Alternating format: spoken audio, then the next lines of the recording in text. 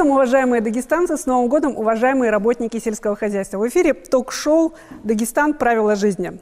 Более 50% жителей Дагестана проживают в сельской местности и занимаются сельским хозяйством. Именно благодаря работе аграриев по итогам 2018 года республике удалось достичь рекордных показателей по многим отраслям сельского хозяйства. В этом году собрали более 170 тысяч тонн винограда. Из них переработано более 120 тысяч тонн солнечной ягоды, 1,5 миллиона тонн овощей, около 170 тысяч тонн плодов, получили более 900 тонн молока и более 250 тысяч тонн мяса скота и птицы. Переработали 110 тысяч тонн мясомолочной продукции, собрали 360 тысяч тонн зерновых. Все это благодаря нашим виноградарям, садоводам, животноводам. Взгляните на то, как оформлена наша студия. Наши замечательные фрукты, овощи, кудрания. И это все благодаря усилиям наших аграриев, то есть вас, наших гостей. Рядом с нашим заместителем председателя правительства и министром сельского хозяйства и продовольствия Республики Дагестан Абдулмуслимом Мухудиновичем сидят наши уважаемые гости, наши доярки, наши животноводы. Абдулмуслим Мухудинович, познакомьте нас, пожалуйста, с нашими гостями. Здравствуйте, уважаемые телезрители, здравствуйте, уважаемые коллеги, которые сидят в этом зале. Прежде всего, мне хочется поздравить всех присутствующих здесь и всех дагестанцев с наступившим новым 2019 годом. Пожелать прежде всего большого человеческого здоровья, долгих продуктивных лет жизни, счастья, мира, процветания. Одновременно я сегодня хочу с большим удовольствием представить вам, рядом со мной сидит наша передовица Наталья Николаевна Северук, доярка крестьянского фермерского хозяйства Умаров, которая в среднем на одну дойную корову надоила за 2018 год 4450 литров молока. Рядом сидит еще не менее знаменитая наша передовица, это доярка агрофирмы акционерного общества Дарада Мурада Саидова Шахрузат Ахмедовна, которая надоила от каждой коровы красностепной породы 3550 литров. Напротив меня сидит наша знаменитая доярка, которая выступала на нашем мероприятии, посвященном завершению урожая, в смысле завершению нашего аграрного года, Абдулаевна Зайнаб Гаджиевна, которая работает в агрофирме «Саград» и которая надоила с каждой коровы 3600 литров молока. А также рядом сидит наш профессор, знаменитый и великий овцевод, который знает не только в Дагестане, но и во всей Российской Федерации. Человек, который очень много сделал для развития нашего дагестанского овцеводства, профессор Хожоков, как мы любим его назвать.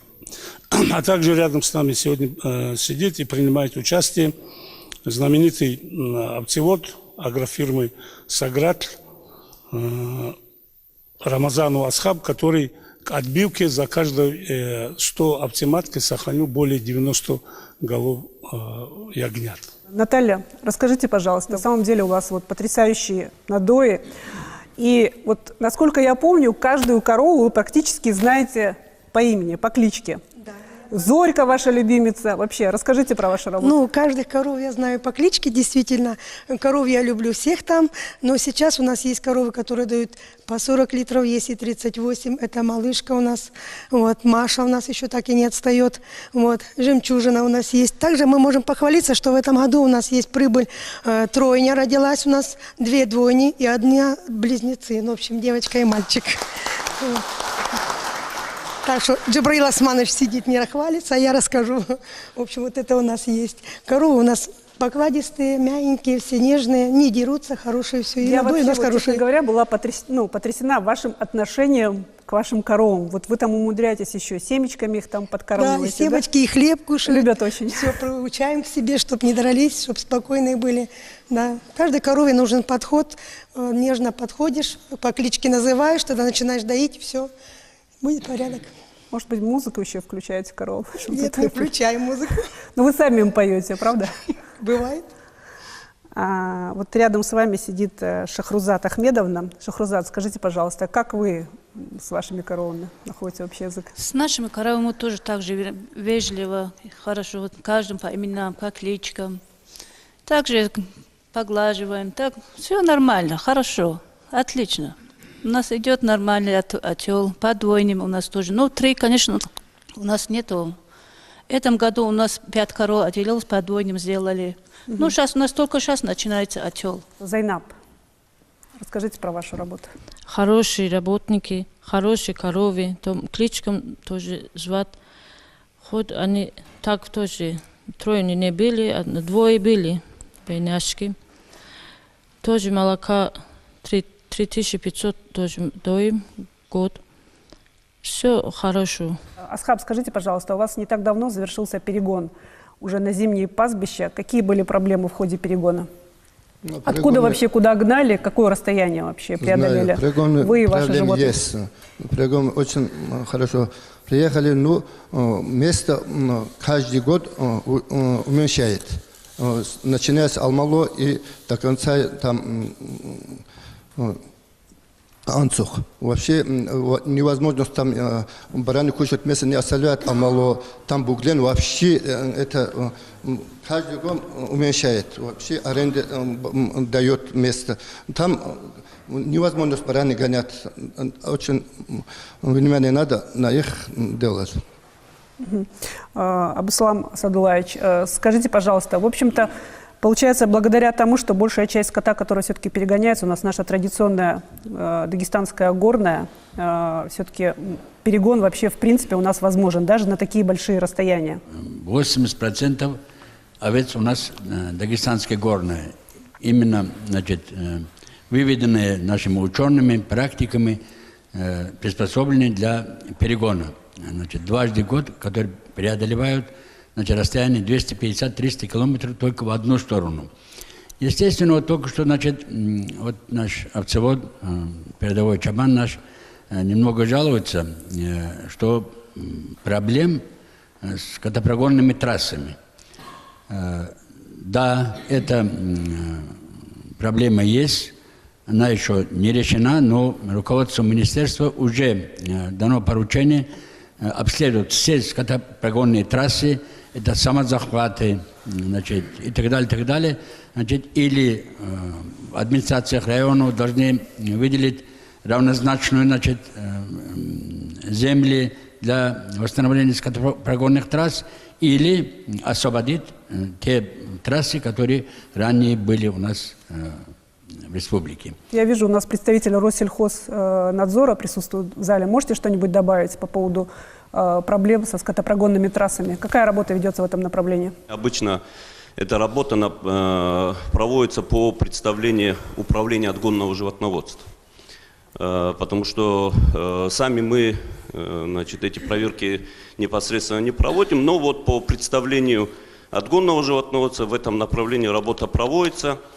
Есть определенные результаты в этом направлении. Но это вопрос очень тяжелый, потому что прежде всего это связано уже с застройками зданий, сооружений. И, соответственно, конечно, есть большие проблемы. Но, по моему мнению, вообще нет необходимости, в принципе, перегонять скот. Можно перейти на перевозку животных с одного места на другое. Это намного упростит, и это экономически выгоднее. Тем более, что республика неблагополучна. Многие территории, которые пересекают, значит, наши овцы поголовье. Поэтому наиболее эффективным все-таки методом является перевозка. Абдулмуслим Мухидинович, скажите, пожалуйста, очень много мероприятий было проделано для того, чтобы определить все-таки точную численность нашего овцепоголовья в Республике Дагестан. На самом ли деле у нас 5 миллионов голов овец? Подтвердилась ли эта информация? Во-первых, я хочу пару слов сказать касательно тех вопросов, которые касаются скотопрогонных трасс и вообще системы ведения отгонного животноводства у нас в республике. Здесь Абсалам Асадулаевич об этом сказал. У нас, как и в 12 других регионах Российской Федерации, традиционно является отгонной системой ведения животноводства. Поэтому он здесь обсуждению не подлежит. Ну, то, что какое наследство нам досталось, и то, что за последние десятилетия они обустроили, будем говорить, построили капитальные здания, сооружения на этих скотопрогонных трассах, это я попрошу, это всех просто так к этому не относиться. Это очень серьезный вопрос, это вопрос связан со многими другими моментами, о которых здесь вот Гаджи Магомед уже сказал.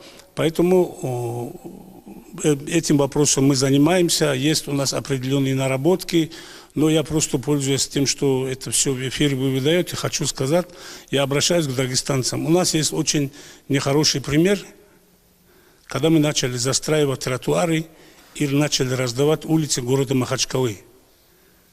Поэтому я вас попрошу, те, кто хотят зариться, извините за такое выражение, на скотопрогонной трассе, и некоторые люди, которые из этого хотят делать большую политику, к этому надо относиться очень серьезно. Мы не знаем, что нас ожидает через 30, 40, 50 лет. Может, здесь у нас будет совсем другая система ведения этого овцеводства и животноводства, и вообще экономики. И, может быть, у нас овец будет к этому времени в разы больше. Поэтому мне хотелось бы, чтобы мы нашему подрастающему поколению, чтобы оставляли плохое наследство. Ну, то, что касается пересчета овец, по-моему, кроме Барака Обамы, все интересуются, сколько овец в Дагестане. Да. Да. Я уже однозначно сказал. Осталось буквально немного времени. По поручению руководства республики, нами в республике произведен пересчет всего поголовья скота, как мелкого, так и крупного рогатого скота. Результаты я озвучу и доложу в первую очередь руководству республики, потом, кому это интересно. Мы занимаем первое место в России по численности мелкорогатого скота, и именно чабан – одна из самых сложных профессий. Иногда чабанами бывают женщины. Барани гонят аргуани с кошарой, потом я помогаю братьям. У меня есть барани, мне хочет с братом перегон кошарой. 2 раза в год перегоняют отары овец. Иногда дорога занимает неделю или даже месяц. В горах чабаны ночуют, укрывшись бурками рядом со стадом, чтобы волки и медведи не утащили скотину. В горах чабаны доят овец, чтобы получить удивительно вкусный овечий сыр. 1 килограмм сыра получить 4 литра молока надо. Потом, когда конец сезон заканчивается, уже 3 литра выходит. А сейчас в данный момент 4 литра уходит килограмм сыр. Дагестанская горная порода самая популярная в нашей республике. Она выводилась селекционерами в 30-50-х годах прошлого века. Эти животные преодолевают расстояние до 500 километров от летних пастбищ до зимних по пересеченной местности и склонам, каменистым горным дорогам. Кстати, именно эта порода вместе с другими была представлена на российской выставке племенных овец и коз, которая прошла в Астрахани в мае уходящего года. Республику Дагестан представили 11 племенных животноводческих хозяйств, которые привезли на выставку баранов дагестанской горной, тушинской, андийской и лезгинской пород. Участниками выставки стали более 90 хозяйств из 25 регионов России. Фермеры представили конкурсные комиссии зрителям более 400 животных – овец, коз, крупнорогатый скот, лошадей, верблюдов и буйволов. В программе выставки, конференции, мастер-классы, верблюжьи бега и конкурс стригалей. Самым ярким, по мнению жюри, стало участие дагестанских животноводов. Отличились как сами руководители 11 племенных хозяйств, настоящие джигиты в черкесках, так и животные. 21 медаль в копилке нашей делегации. Вот здесь в зале я вижу, у нас присутствует руководитель СПК «Восток-2» Аруж Рамазанович, который представляет лезгинскую породу овец. Кстати, это очень интересная порода, которая впервые была представлена на выставке ВДНХ еще в начале прошлого века. В 1912 году была первая выставка достижений народного ВДНХ, короче, это, будем говорить про отец ВДНХ. И первая выставка была в 1912 году. И там была выставлена лезгинская порода овец, которая получила золотую медаль. Аруж Рамазанович, расскажите, пожалуйста, у вас ваши лезгинские овцы, они, значит, у вас бывают увешанные просто медалями, как красивые женщины. Расскажите, пожалуйста, как благодаря какой работе все-таки удается выдерживать вот эти высокие стандарты племенного хозяйства? Ну, как сказать, лезгинская порода горная. Уже было истажение, развал советской власти и колхоза, совхоза, Рутульского района, у всех была лезгинская порода. Потом все перешли уже Адильбайский, Мерно, сюда. Мне просто жалко было эту породу. Было тогда племенное хозяйство Свердлово.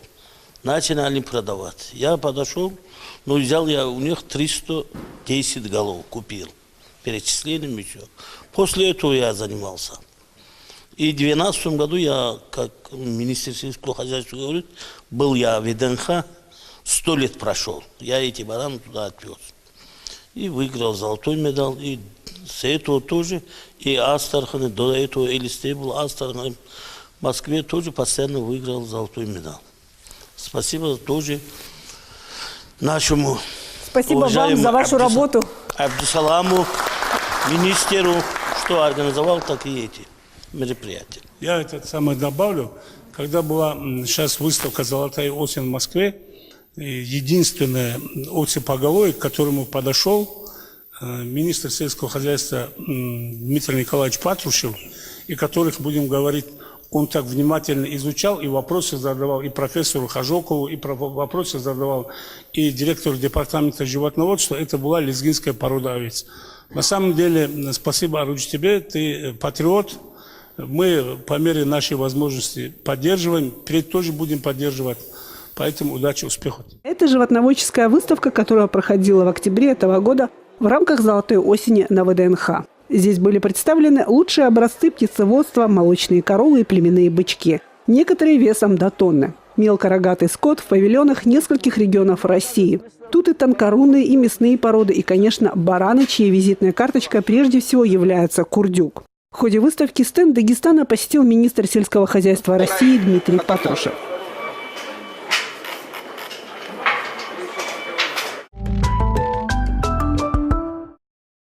Вообще такая у нас интересная ситуация. Республика Дагестан все-таки считается овцеводческая республика. То есть с овцами у нас все в порядке. А что касается крупнорогатого скота, то как правило считается, что хорошее поголовье где-то в соседних регионах. На самом деле это не совсем так. У нас есть и хозяйства, где есть и крупнорогатый скот. Вот у нас в зале сидит фермер, который представляет село Улубиау. Правда ли, что вот в отдельные периоды у вас отдельные ваши буренки дают иногда даже больше 40 литров? Это вот в период раздоя, да, получается, после отела? У нас в основном скот галштинская порода, на 80% где-то. На сегодня мы начали уже искусственное осеменение, чего у нас раньше не было. Надеемся, что на следующее поколение мы добьемся и 50 литров с одной коровы, я так думаю. Вот. А на сегодня у нас рекордсменки дают около 40 литров. 40 с лишним, есть 38. Вот. В день дают, а то в день, да. В день. Телезрители могут не знать. Это в день, да, в день. Это вообще действительно суточно. правда, потому что у нас есть документальное подтверждение. Мы были на съемке, лично видели, как это происходило. В общем, они действительно... Особенно, получается, это вот после отела, да, вот очень много молока. Вот период как наибольшую отдачи молока, это первые 3-4 месяца. Если Наталья еще и песенки поет, там вообще молока бывает очень много. Состояние коров, продуктивности ее. Вот. Но мы, соответственно, и питание обеспечиваем им. Да, кстати, по поводу питания. Все-таки такое количество коров, вот их нужно очень хорошо кормить. Как вообще вам это все удается? Это должны быть хорошие сочные корма? Ну, мы в первую очередь над питанием работаем. Но и насчет долголетия, продуктивного долголетия коровы. Я был в хозяйстве в Ставрополе, где я покупал эти коровы. У нее, да, действительно 3 года. Продуктивное долголетие коров 3 года. Я привез коров, которые отелились 2 раза. Привез их. Вот Наташа на сегодня доит красотку, куклу, фею. Все они, эти коровы, которые приехали оттуда, это в 2013 году. За этот период уже 5 лет прошло, они отелились по 4 раза еще. И на сегодня они дают 28, 32, 36, кто как. Абдулмуслим Мухаддин, я считаю, что... Вы знаете, долголетие в Дагестане не только у людей, но и у коров. Я, Все конечно, благодаря хорошим животноводам. Плюс еще, корова, которая отелилась 11 раз, она дала тройню. Галштинка тройню дала. Среди своих приоритетов Министерство сельского хозяйства России видит создание благоприятных условий жизни для сельских жителей. В Дагестане, как и в других регионах России, реализуется федеральная программа «Устойчивое развитие сельских территорий». Она предполагает открытие школ, ФАПов, спортивных сооружений, объектов газоснабжения и водоснабжения в селе. российское село, оно будет возрождаться. Российская деревня будет возрождаться. Наше дагестанское село должно возрождаться. У нас в республике уже несколько лет реализуется федеральная целевая программа «Устойчивое развитие сельских территорий». В соответствии с этой программой в республике были построены школы, ФАПы, проведена газификация, построены объекты водоснабжения, газоснабжения. И очень много открытий произошло в 2018 году. Я думаю, более подробно обо всех объектах, которые были построены, может рассказать нам Магомед Майрбекович, это руководитель ГКУ «Дагсельхозстрой». Магомед, вам слово. В 2018 году было изначально запланировано 10 объектов к водоэксплуатацию, мы завершили 18. Из них это 6 школ. 6 школ на общее количество 1544 ученических места. 4 школы мы строили в рамках федеральной целевой программы, 2 школы достраивали, так сказать, в рамках республиканской программы устойчивого развития территорий. Также мы завершили строительство 3 плоскостных спортивных сооружений. Это в селении Мирюго Сергалинского района, в селении Генух Цунтинского района и в селении Муги Акушинского района. Также были завершены строительство 4 фельдшерско-акушерских пунктов. 2 из них, даже 3 из них находятся в высокогорной горной местности с тяжелыми условиями для местных жителей для получения качественной медицинской помощи, что в настоящее время является приоритетом в работе Министерства сельского хозяйства. Это создание благоприятных условий именно в горной местности и в местах, где наибольший дефицит комфортных условий. Вообще, благодаря этой программе мы стали строить школы и для, значит, наших отгонников. Да? Вот не так давно мы присутствовали на открытии школы в селе Хашта. Вот рядом с вами сидит глава Хунзахского района Нурмагомед Задиев.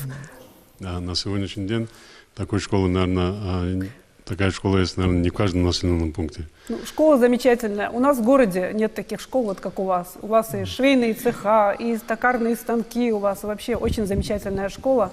И, конечно, я очень надеюсь, что дети будут в этой школе учиться вот очень хорошо. Основы животноводства преподавать, основы растениеводства преподавать. Потому что эта школа построена для детей сельхозтоваропроизводителей, прежде всего. 5 населенных пунктов газифицировано в горной зоне, в населенных пунктах Цада, Геничут, Батлаич, Хунзах, Арани. Я думаю, рассказывать, что такое газификация в горных населенных пунктах, людям объяснять, наверное, не нужно. Это благоустройство, тепло, уют. Спасибо, конечно, строится на сегодняшний день много водопроводов, построены ФАПы у нас в районе, поэтому работа по этой программе у нас идет на высшем уровне, я считаю, что на хорошем уровне. Благодаря ГКО «Дагсельхозстрой», Министерству сельского хозяйства, построены ФАПы очень много. Вот у нас спортивное, целый спортзал, футбольное поле были построены в Сергокалинском районе. Я желаю, да, спортивных теперь достижений вам больших в вашем районе. Насколько нужен был этот объект молодым людям вашего района? Ну, вот где построили мини-футбольное поле, это у нас селение Муриго, где живут по где наш уважаемый министр забивал гол уже, да, в новые ворота. Населенности там, это второе после районного центра Сырукала. Действительно, это село, которое только из этого села 37 мастеров спорта международного класса и мастеров спорта СССР вышло. А там не было никаких условий. Абдумуслим Ухудинович, они тоже генетику решили развивать, у них есть какой-то спортивный ген. Поэтому мы для этого села, раз они столько выдающихся спортсменов, решили вначале построить дворец спорта. Построили дворец спорта, потом уже решили поддержать их поле подарит. Вот через вот эту программу, через Министерство сельского хозяйства, сам министр приезжал, Абдулмуслим Ухудинович, сам открывал это футбольное поле, очень мы благодарны ему. И через эту же программу в этом же селе построили ФАП тоже. Еще один ФАП построили в селении Мургук. Еще один объект построили через эту же программу водовод, селение Урахи. Еще предстоит нам строить, я уже заявку дал, тоже водовод, это в Урдеке, Нижней Махарги и Верхней Махарги.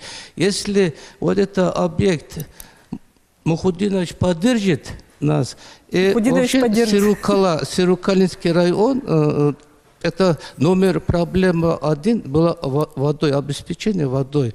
Если сейчас он нас поддержит, и полностью Сирукалинский район будет обеспечен водой. В Акушинском районе у нас был тоже сдан, да, объект. Газ провели у вас в село, да? У нас в Акушинском районе, как здесь сказали, была построена площадка в селении Муги, это крупное село героев. И недавно мы открыли газ в селении Кавкамахи. Это очень тяжелых условиях жили люди, все покупали, привозили. Хотя рядом мое село находится, там в 2001 году газ загорелся, а сейчас в этом селе, которое должно было быть в 2001, из-за этих нестыковок в 2018 году газ включили. И на самом деле торжественное открытие было, представители приезжали. И народ довольный, и в выступлениях мы сказали, вот ваши женщины из-за того, что газ пришел, на 10 лет молодые будут выглядеть. Поэтому огромное спасибо Министерству сельскому хозяйству.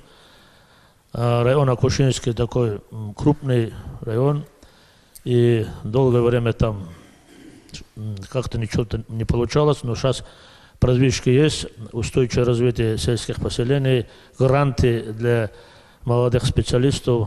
Мы в 2018 году получили их 8 грантов, 8 семей обеспечены жильем. Ну, я думаю, это здорово, особенно для наших сельских жителей. Спасибо большое. По поводу объектов, которые строятся у нас в селах, очень часто эти объекты нужны не только жителям этих сел. Вот, допустим, мы недавно открывали ФАП в селе Хулисма, да? Село находится в таком месте, очень много скотопрогонных трасс. То есть это наши чабаны, которые будут проходить, они тоже могут, если что, получать необходимую медицинскую помощь. Это очень большое дело, открытие в таких труднодоступных местах вот таких вот объектов. Это находится на высоте 1820 метров над уровнем моря, и через них проходят почти всех аварских районов. Наши животноводы скот перегоняют и находятся рядом с этим населенным пунктом. И когда мы общались с медицинским персоналом, они говорили, что все это самые животноводы в летний период, период перегона на летние пастбища обращаются. Поэтому, когда планируется строительство таких объектов, прежде всего мы должны учитывать интересы сельхозтоваропроизводителей. И вот мне иногда вопросы задают: Министерство сельского хозяйства, вы какое отношение имеете к строительству и так далее и тому подобное. Вы должны заниматься селекцией животных, селекцией растений, и так, растениеводством, садами, виноградом. Мы занимаемся всем. И я просто хочу сейчас, пользуясь моментом, сказать, что вот я и на прежних работах, когда был, и сейчас это уже моя обязанность, практически во всех бываю в сельских районах, и когда у меня была последняя командировка в Сирокалинский район, это не от того, что Магомед Амирович здесь рядом с нами присутствует, просто район преобразился буквально за последние 5-6 лет.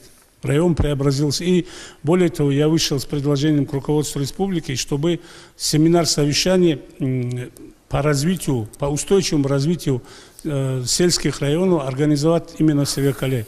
Вот Магомед Амирович все время находит выход из этого положения. Я помню, когда я работал еще в органах внутренних дел, был куратором Сирокалинского райотдела, я туда приезжал, очень большая проблема была водой в самом Сирокала, в райцентре.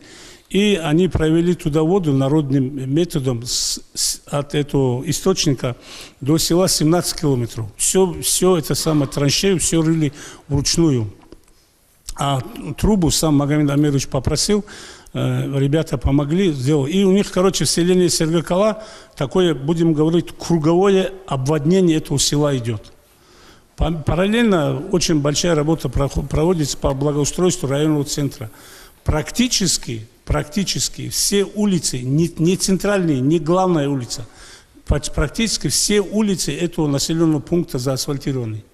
Это просто добрым примером должен послужить для всех сельских глав муниципальных образований. Плюс к этому, он сейчас там разбил парк. Я вот открыто могу сказать, ответственно заявить, мы можем туда поехать. Парк разбил в центре этого Сергокалы, но ни в одном городе я такого парка не видел. То, что касается Акушинского района, здесь Ахмед Абдурахманович из-за скромности, он промолчал про овощи, что-то он мало сказал. В этом году был невиданный урожай овощей, капусты. Реализация капусты была. Об этом вот, кстати, сказали. вот эта капуста наша, да, вот она у нас представлена Акушинским районом. Плюс к тому, Ахмед Абдурахманович очень много сделал для развития района тоже. И вообще вот я завершу и больше не буду говорить про устойчивое развитие сельских территорий. Дмитрий Николаевич Патрушев, министр сельского хозяйства, на днях выступал на заседании Совета Федерации, Федерального собрания. И он там сказал такие слова. Сельское хозяйство уже не черная дыра и не ссылка. Вы вдумайтесь. Министр России что говорит? Сельское хозяйство уже не черная дыра и не ссылка. Поэтому сейчас до 1 июня разрабатывается новая программа по устойчивому развитию сельских территорий. Вы знаете, что Владимир Владимирович Путин, когда 9 октября был на очередном совещании в Ставрополе, в городе Ставрополь, он отдельно остановился на развитии сельских территорий.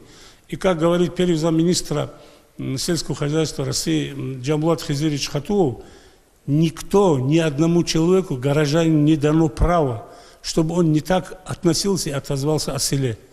Поэтому мы будем принимать все меры, принимать и усилия приложить, чтобы наше дагестанское село возродилось. Вот есть такое выражение, как компактная застройка сельских территорий. Пилотный проект был запущен у нас в селении Сарсар Кизлярского района. Вы представляете, когда в Кизлярском районе, вот Хайбулла Магомедович, начальник райсовхозуправления с нами здесь, он не даст соврать, когда приезжаешь в село Сарсар, как будто совсем другой регион приехал. Асфальтированная дорога, ФАП, школа, газ, вода. Сейчас строится, по последнему слову современных технологий и по требованиям строится дом культуры, спортивные сооружения. Потому что там реализуется инвестиционный проект и строится современный рисоперерабатывающий завод, который мы планируем открыть в следующем году. Поэтому я вчера на стратегической сессии при главе республики Владимиру Абдуалиевичу тоже об этом сказал. Компактная застройка, начиная с 2020 года, будет осуществляться в тех населенных пунктах, где будет реализовываться инвестиционный проект. Поэтому я обращаюсь, пользуясь моментом. Это, наверное, скорее всего, к вопросу о том, что очень многие главы сельских поселений, главы районов все время спрашивают, что сделать для того, чтобы у нас в нашем районе стали строить объекты по этой федеральной программе. Вот как вам объяснили, объекты строятся там, где есть развитие сельского хозяйства. То есть, чтобы поддержать именно этих сельхозтоваропроизводителей. Если есть какой-то сельскохозяйственный проект, соответственно, под него пытаются уже обустроить инфраструктуру. Также, Магомед, да? Сказанному Мухуддину хочу добавить. Вот, например, у нас есть крупное село, населенный пункт Тебек-Махи, в очень тяжелых условиях. Там народ сам решил, собрали деньги, 5,5 километров, все улицы, все дороги, все подъезды в район, в село и внутри села, 13 миллионов рублей стратили, сделали. Сейчас осталось Мухуддинович там 2 километра до асфальта довести. Это дорога республиканская. Вот, включайте 2 километра, это ерунда. А так асфальт сделан, это просто надо было видеть, как народ воодушевленный, все выходят от мала до велика. 25 сантиметров бетона, армированная сетка, все улицы, даже которые транспортные ходят, на спинах таскали, сделали. Ну, вчера была стратегическая сессия, вопрос был такой, коль скоро здесь сельскохозяйственный, ток-шоу, мы разделились на 5 групп, высокогорные, горные, предгорные, городские, равнинные и горные части. Там, по-моему, где-то 20 районов. И я был руководителем этой группы. Я проект Василию показал, как надо сохранить населенные пункты. Многие говорили, дороги надо сделать, это надо сделать, это тоже надо делать, инфраструктуру создавать. А если народ, который выращивает очень качественную сельхозпродукцию в горах, и они не могут их сбить, продать не могут, они отчаянные, многие бросают, уходят в город. Поэтому такая просьба, все, что есть, и не только по линии Министерства, по другим министерствам, надо давать в районе, чтобы люди оставались в селах. Например, выращивают огромное количество капусты, картошки, мяса, молоко, сыр, все, что необходимо, высококачественная продукция, они по себестоимости продать его не могут. Поэтому мы и там просили создать логистические центры, хранилища, сбиты, но нам говорят, создайте споки. Ни один дагестанец не хочет прийти, создать этот спок, ни один местный инвестор не хочет. Поэтому мы предлагали создать частно-государственный партнерский какой-то объект, чтобы они покупали этот товар хотя бы чуть больше, чем себестоимость, и народ остался бы там, и дороги были бы там, и поликлиники были бы там. Хорошо, спасибо. Вопрос. Какова будет судьба долгостроя? У нас объектов долгостроя 174 на общую сумму около 3 миллиардов рублей.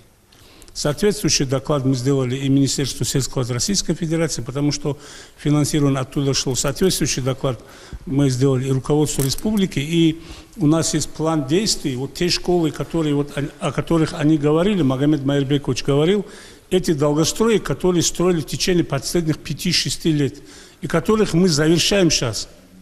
И мы планируем, да, если я не ошибаюсь, до лета следующего года из 174 34 объекта ввести в строй. В этом году мы ни один объект новый не ввели. Реестр всех объектов долгострой находится в Москве, в департаменте агроразвития. Поэтому нам новый объект вводить не дают. Мы будем завершать те, которые долгострои. Да. Магомед Майербекович, в следующем году какие долгострои мы завершим все-таки? Планируете завершить? Мы в следующем году планируем завершить около 6 водопроводов, 2 газопровода. За последние 10 лет из республиканского бюджета выделили деньги, чтобы мы завершили объекты долгостроя. Впервые в следующем году, за это спасибо главе республики, представителю правительства, есть деньги заложены. А почему, я извиняюсь еще, меня приглашали в народное собрание, я перед ними держал отчет по этому вопросу, потому что все хотят, чтобы в населенных пунктах, в их населенных пунктах были объекты соцкультуры и так далее, водоводы, газификация была и так далее. У нас такой индикатор есть, который с Гаджи Магомед Гаджибутаевичем, первым вице-премьером, совместно с нами, Минфином, Минэком разработано, насколько освоены деньги и сколько осталось там процент освоения до сдачи объекта. Поэтому индикатору мы выбрали объекты, которые будут в следующем году сданы. Такая работа и проводится и по линии Минсельхоза России тоже. Чтобы никто не подумал, что там Абдулмуслимов в Казбековском районе или в Ахватском районе или Юсупов в Цумадинском районе что-то строит, или там кто-то, такого нету. Такого не будет тоже. Потому что мы сейчас по данной программе мы как раз пожинаем плоды вот такого отношения к выбору этих объектов. Действительно, вот на сегодняшний день есть единое понимание это со всех структур госвласти и России, и Дагестана. И поэтому здесь задача поставлена четкая о том, чтобы мы завершили все незавершенные объекты строительства. Магомед Майербекович, вот вы говорите, осталось больше сотни объектов незавершенки. Есть какая-то вот возможность у вас на сайте Минсельхоза вот опубликовать официальный список, чтобы не было вот этих разговоров, чтобы просто люди знали, какие объекты они все-таки вот подлежат ближайшим. И вот то, о чем мы говорили, об очередности, в течение каких ближайших лет, какие объекты будут все-таки завершаться? Указанная работа уже проводится, и в настоящее время мы получили конкретную директиву от верховной власти, так сказать, чтобы мы прозрачно вели свою работу и выставляли все свои результаты и все свои планы на всех информационных площадках, в том числе и в соцсетях. У нас вопросы из зала хотят задать. Зикрула Диаудинович, спрашивайте. У нас в республике еще испокон веков есть такая философия единства гор и равнин Дагестана. Вот это на основе развития сельского хозяйства, вот это вот единство, оно и обеспечивается. Продукты, которые выращиваются в горах, они идут на равнину. Продукция, которая выращивается на равнине, они идут в горы. Вот эта интенсивность развития этого процесса и является как бы залогом хорошего социального самочувствия наших дагестанцев.